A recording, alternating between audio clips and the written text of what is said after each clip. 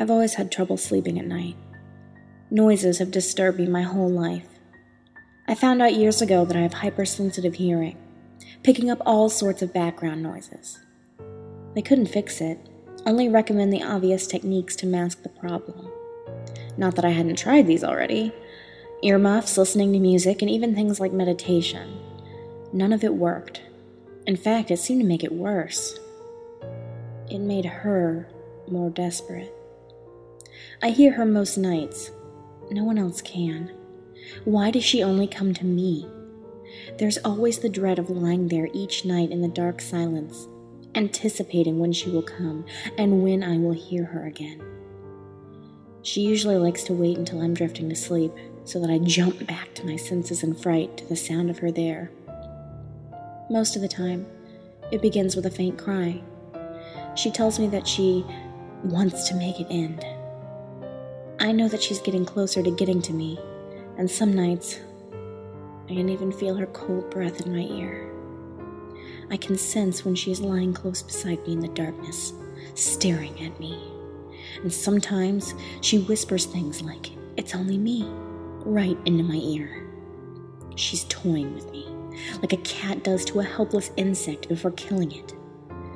The thing is, I could never see her, but it slowly felt like she was becoming more real. The doctor later informed me that I suffer from schizophrenia. I've been taking medication for a long time, but it wasn't really working. It just made me feel more helpless. It was difficult for a girl as young as me to deal with this. At least now I could accept that she wasn't real. It was all in my head and there was nothing real to be afraid of. There was. Until last night. Last night her presence felt more real than ever. I could hear her whisper, feel the air on my neck, and even the smell of her breath. It was all too realistic to handle. I got so scared that I fell back into my old habit of running through the darkness of my house into my mother's bed to sleep beside her where I felt safe. Now that I was older, I knew she was hoping I had grown out of this phase, although I'd only stopped doing it because it made her sad, and I didn't want her to be disappointed in me anymore. She was all I had.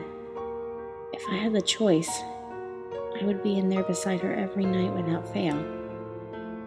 I knew my mother had been awoken by me, probably more saddened that I had reverted to my old ways. She thought the medication had been helping me.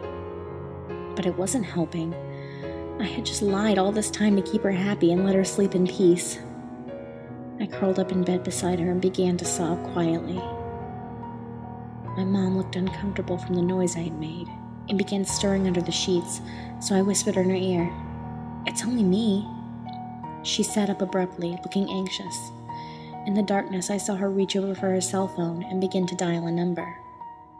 I noticed on the screen that she was calling the doctor. "The voices I used to hear," she said. "They're back,"